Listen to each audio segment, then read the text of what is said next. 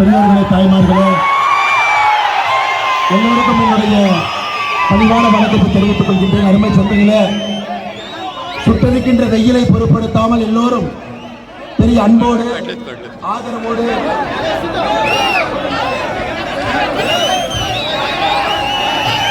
சுட்டெடுக்கின்ற வெயிலை பொருட்காமல் பெரிய அன்போடு ஆதரவோடு இங்கே வந்திருக்கின்றீர்கள். உங்கள் எல்லோருக்கும் மற்றும் ஒரு முறை உங்களுடைய பாதத்தை தொட்டு வணங்கி என்னுடைய நன்றியை தெரிவித்துக் கொள்கின்றேன். எல்லாரும் கூட நமஸ்கார ஹெல்த்தனி தாவ் எல்லாரும் கூட அன்பு சொந்தங்களே, தமிழகம் முழுவதும் மாற்றத்திற்காக நம்முடைய சொந்தங்கள் நின்று கொண்டிருக்கின்றார்கள். மே 4க்கு பிறகு அரசியல் மாற்றம் தமிழகத்தில் வரணும். அருமையரன் எடப்பாடி பழனிசாமி அவர்கள் தமிழகத்துடைய முதலமைச்சராக வந்து அந்த நாற்காலில் அமரணும்.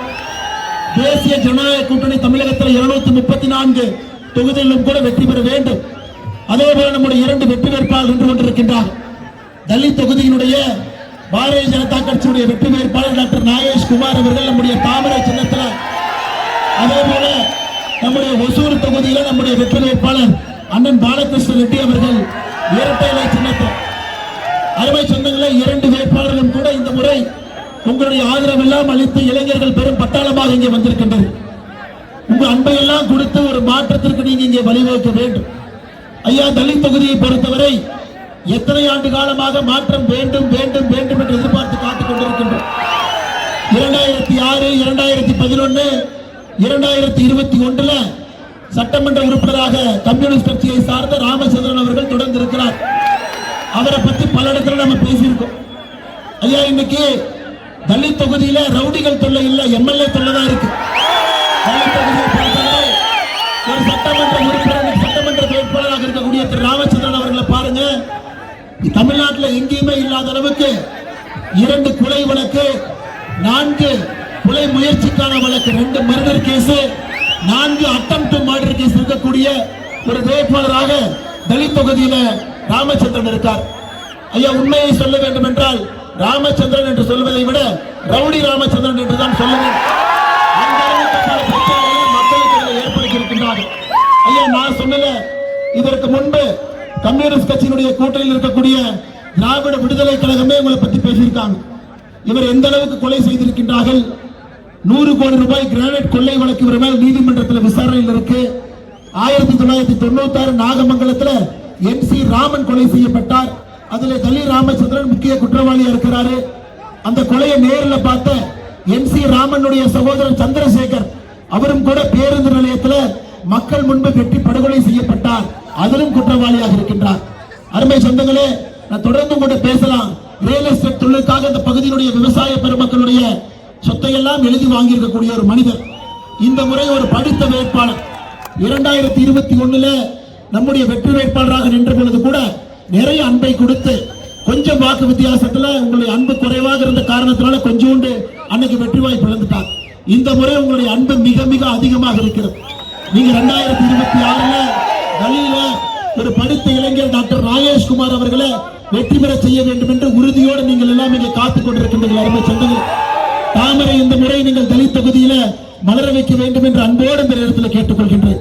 அண்ணன் அவர்களுக்கு அறிமுகமே தேவையில்லை. ஒசூர்ல பாலகிருஷ்ண ரெட்டி அண்ணன் இதற்கு முன்பு ஒசூர் தொகுதியில சட்டமன்ற உறுப்பினராக இருந்தவர். ஒசூர் மக்களுக்காக எத்தனையோ நன்மைகள் எல்லாம் செய்தவர். ஐயா, இந்த முறை மாற்றம் வர வேண்டும் என்றால், நம்முடைய மாவட்டத்தில் மாற்றம் வர வேண்டும் என்றால் 3 விஷயங்கள் தேவைப்படுகிறது. டெல்லியில பாரத பிரதமர் ஐயா நரேந்திர மோடி அவருடைய ஆட்சி, மாநிலத்தில் ஐயா எடப்பாடி பழனிசாமி அவர்கள் முதல்வர் நாற்காலியில், அதே போல நம்முடைய தலித் தொகுதியில ஒசூர் தொகுதியில 2 வெற்றி வேட்பாளர்களும் கூட இங்கிருந்து செல்ல வேண்டும்.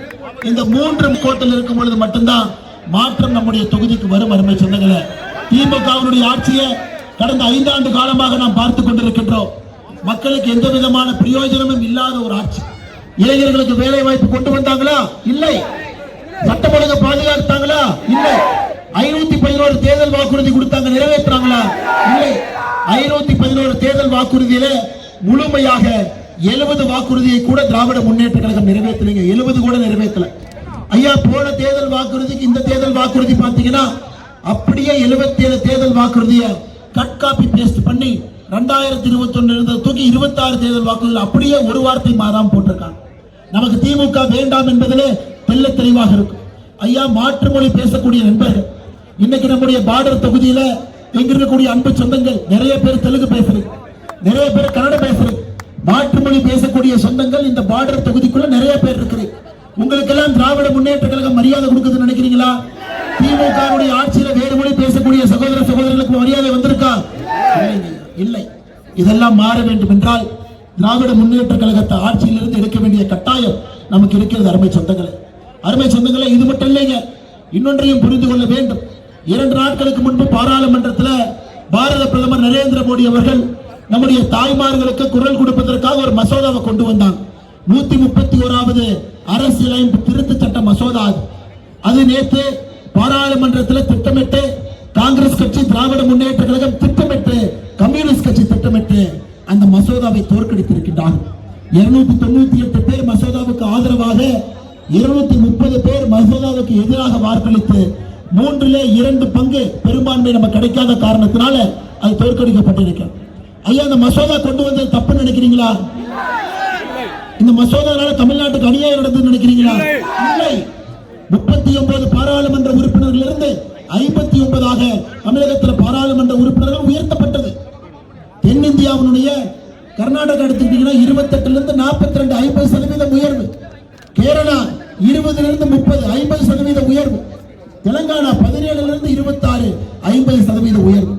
ஆந்திரா 25லிருந்து 38, 50% உயர்வு. ஐயா, எல்லா மாநிலத்தையும் 50% உயர்த்தி தென்னிந்தியா, தமிழ்நாடு, கேரளா, கர்நாடகா, ஆந்திரா, தெலங்கானா 5 மாநிலங்கள் நம்முடைய தென்னிந்தியாவில் இருக்கு. இன்னைக்கு நமக்கு 129 எம்பி இருக்கிறோம் ஐயா. 543 23.7%. இதை உயர்த்திய பிறகு நமக்கு 195 எம்பி ஆயிருக்கும். 23.8%. விகிதாச்சார அடிப்படையில் தென்னிந்தியாவுடைய உரிமையை மோடி அவர்கள் விட்டுக் கொடுக்கல. விகிதாச்சார அடிப்படையில் தமிழகத்தினுடைய உரிமையை மோடி அவர்கள் விட்டுக் கொடுக்கல. 50% உயர்த்தியும் கூட திராவிட முன்னேற்ற கழகம், கம்யூனிஸ்ட் கட்சி, காங்கிரஸ் எல்லாம் ஒன்றாக சேர்ந்து பாராளுமன்றத்தில் இந்த மசோதாவை தோற்கடிக்கின்றார்கள். அதனால் சகோதர சகோதரிகளே, எப்படி உங்களுக்கு எதிராக திமுக, கம்யூனிஸ்ட் ஓட்டு போட்டாங்களோ 23ஆம் தேதி ஏப்ரல் நீங்க இவர்களுக்கு எதிராக வாக்களிக்க வேண்டும் என்று தமிழகத்தில் கேட்டுக்கொள்கிறேன். மோடி அவர்களை பற்றி உங்களுக்கு தெரியும், சொல்லிவிட்டால் அதை செய்வார். எப்படியாவது இந்த மசோதாவை பாராளுமன்றத்தில் வருகின்ற காலத்தில் கொண்டு வரத்தான் போறாரு. நம்முடைய தாய்மார்களுக்கு, சகோதரிகளுக்கு 33% இடஒதுக்கீடு பாராளுமன்றத்தில் நம்ம கொடுக்கத்தான் போறோம்.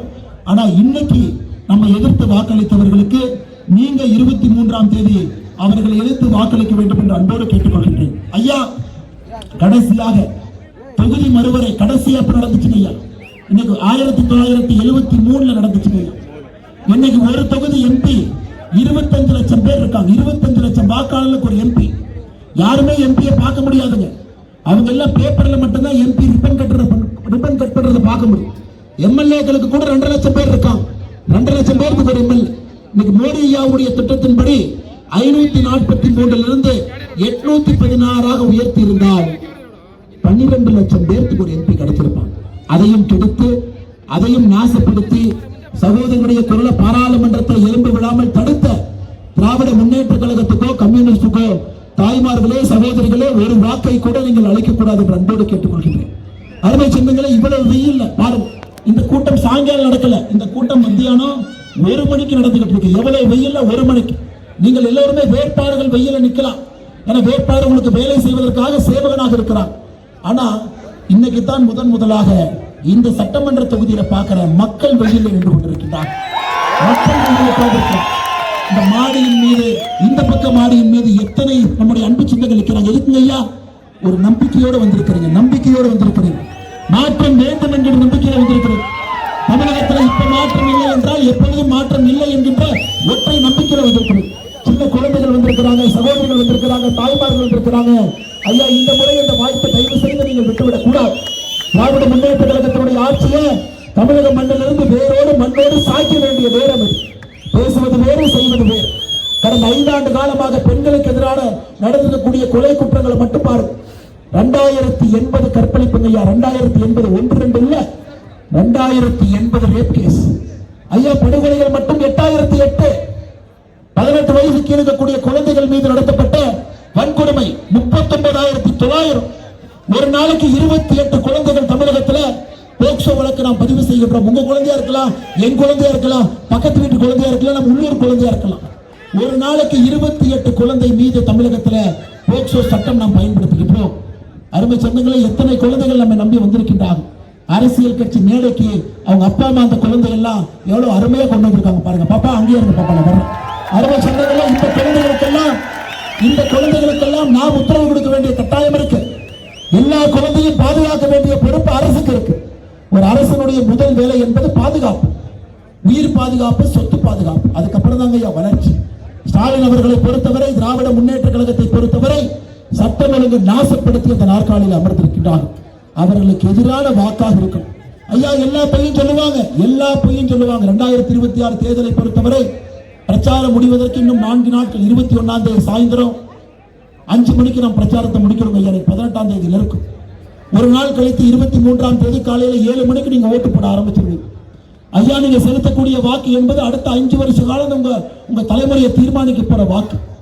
நேரே மோடி அவர்கள் திட்டத்தை கொடுக்க வேண்டும் என்று நினைக்கின்றார். நம்முடைய ஒரு மாவட்டத்திற்கு மட்டுமே மோடி அவர்கள் எவ்வளவு கொடுத்திருக்காங்க பாருங்க.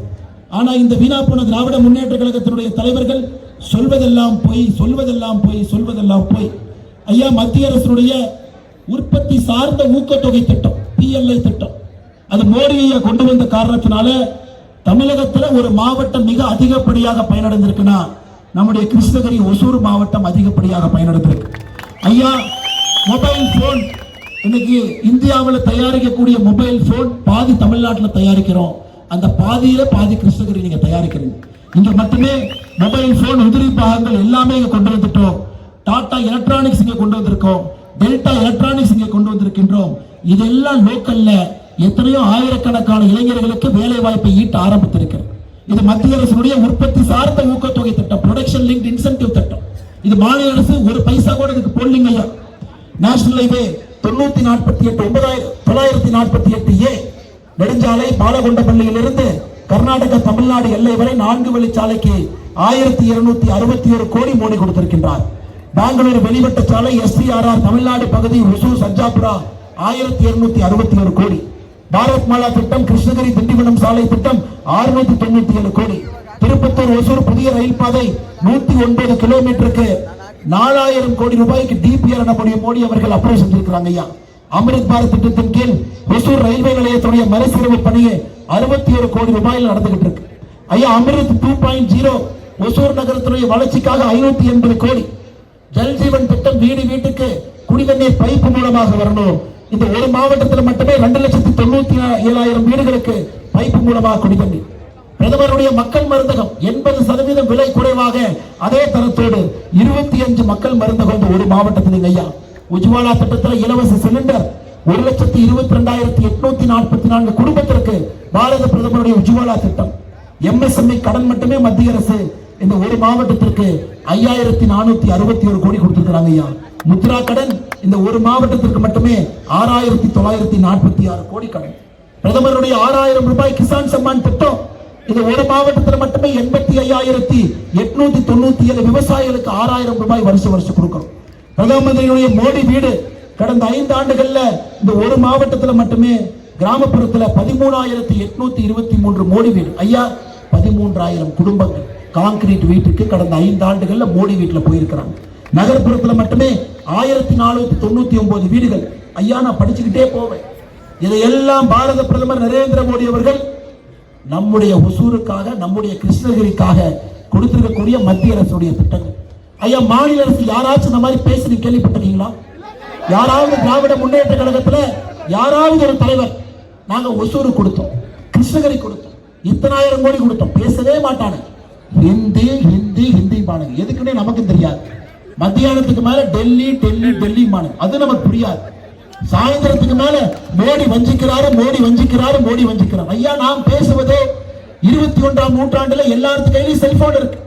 தட்டி பாத்தீங்கன்னா எல்லாருக்குமே தெரியும் மோடி அவர்கள் தமிழகத்திற்கு என்ன செஞ்சிருக்கிறாங்க, ஒசூருக்கு என்ன செஞ்சிருக்கிறாங்க. இன்னைக்கு அதை இன்னும் அதிகப்படுத்துவதற்கு ஒரு வாய்ப்பு. மேல டெல்லியில மோடி ஐயா அவர்கள், தமிழகத்தில் அண்ணன் எடப்பாடி பழனிசாமி அவர்கள் 234 தொகுதியிலும் தேசிய ஜனநாயக கூட்டணி, ஒசூர்ல ரெட்டல, டெல்லியில தாமரை, எல்லோரும் சேர்ந்து இணையும் பொழுது வளர்ச்சி வளர்ச்சி வளர்ச்சி என்பது கீழே வந்து தீரும் ஐயா. தண்ணி பிரச்சனை இருக்கு, ஆமா, சரி பண்ணணும். திராவிட முன்னேற்ற கழகம் 5 ஆண்டுகளாக விவசாயம்னா என்னன்னே தெரியாது. ஐயா ஸ்டாலின் அவரை ஏன் நம்ம விவசாயம் இல்லைன்னு சொல்றோம்? ஒரு பால் கறக்கிற மாட்டை கொண்டு வந்து முன்னாடி கட்டி வச்சுக்கனா பால் கொப்பில இருந்து வருதா காம்பில இருந்து வருதான்னு கூட தெரியாது. எப்படி ஒரு விவசாயம்? எப்படி விவசாயம்? டெல்டா பகுதியில் கான்கிரீட் ரோடு போட்டு வயல்வெளிக்குள் நடக்கிறார் விவசாயிங்களா? பொங்கலுக்கு வீட்டுல பொங்கல் வைக்க வேண்டும் என்றால் 2022 பஞ்சு வச்சு பொங்கல் வச்சு போட்டோ எடுத்து போடுறாங்க விவசாயிகளா? விவசாயிகளுடைய எந்த பிரச்சனை தெரியும்? நீர் மேலாண்மை பத்தி என்ன தெரியும்? ஆனா அண்ணன் எடப்பாடி பழனிசாமி அவர்கள் வரும்போது ஒரு விவசாயி தமிழகத்துடைய முதலமைச்சராக வர்றான். ஐயா நான் விவசாயி, இங்க இருக்கிற நிறைய பேர் நீங்க விவசாயி, நமக்கு பிரச்சனை தெரியும், தண்ணீருடைய அருமை புரியும், மண்வளத்தினுடைய சிறப்பு நமக்கு தெரியும்.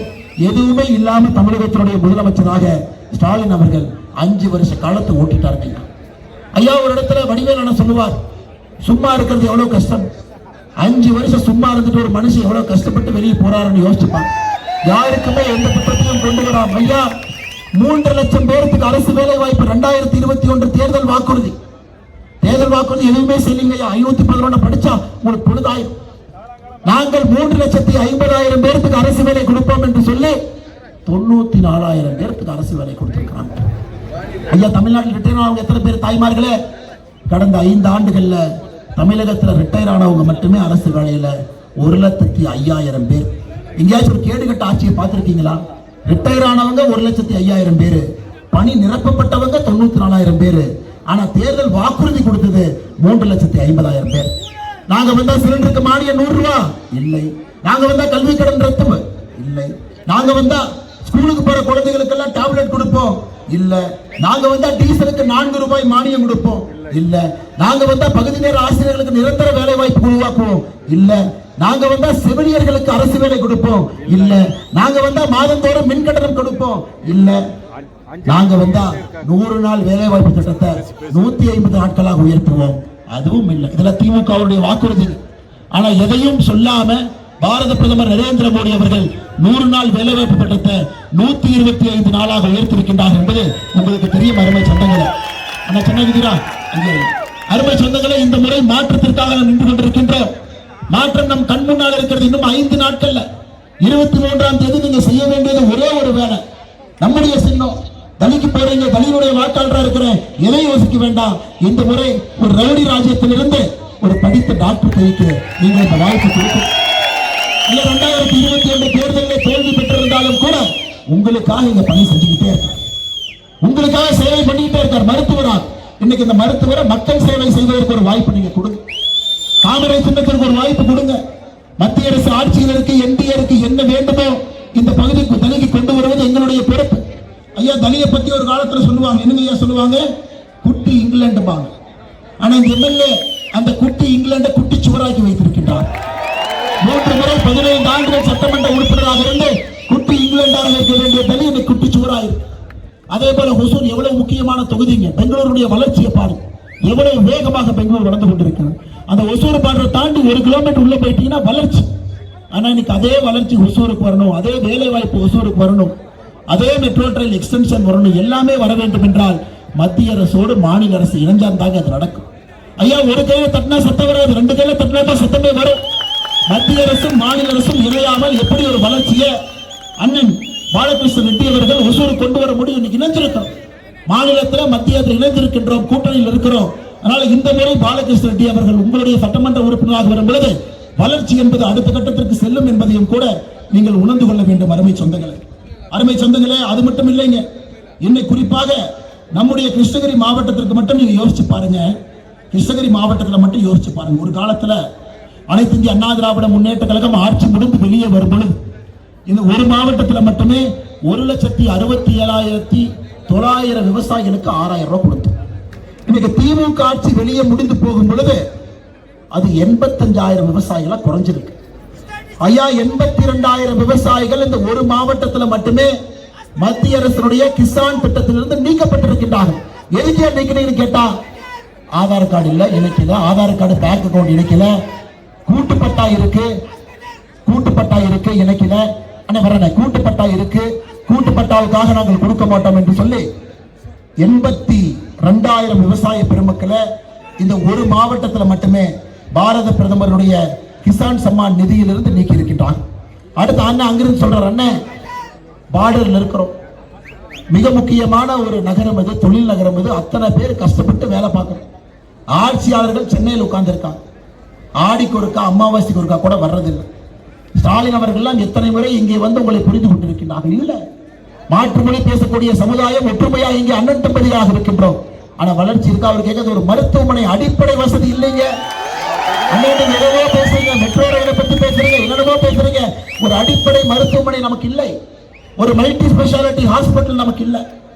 ஐயா, இன்னைக்கு நம்முடைய கூட்டணி வரும் பொழுது சென்னை மட்டுமல்ல, சென்னையிலிருந்து தூரத்தில் இருக்கிறவங்களை தான் முதல்ல ஒரு ஆட்சி யோசித்தால் தான் அந்த ஆட்சி சரியான ஆட்சி. ஐயா, நீங்க பாருங்க, சென்னை பெங்களூர் எக்ஸ்பிரஸ் வே கர்நாடகா பார்டருக்குள்ள சூப்பரா வேலை நடந்துருச்சு. ஆனா தமிழ்நாட்டு பார்டருக்குள்ள வேலை நடக்கல. ஜல்லி கொடுக்கல, கான்கிரீட் கொடுக்கல, நிலம் கொடுக்கல, இத்தனை பிரச்சனைகள்லாம் வைத்துக் கொண்டு இங்கே அமர்ந்திருக்கின்றோம். அருமை சொந்தங்களை, இன்னொரு விஷயத்தையும் உங்களுக்கு இந்த நேரத்தில் சொல்வதனுடைய கடமையாக நான் கருதுகின்றேன். வளர்ச்சி கொண்டு வரணும். அத்தனை பூக்கள் இங்க, அத்தனை பழங்களை உற்பத்தி பண்றீங்க, குளிர்பதன கிடங்கு எதுவுமே இல்லை. எல்லா தேர்தலையும் பேசுறோம். ஆனா இந்த முறை மத்திய அரசு மாநில அரசு இணைகின்ற காரணத்தினால இதனுடைய வளர்ச்சியை அடுத்த கட்டத்துக்கு எடுத்துட்டு போவோம். ஐயா, இன்னைக்கு நான் உறுதி சொல்றேன்.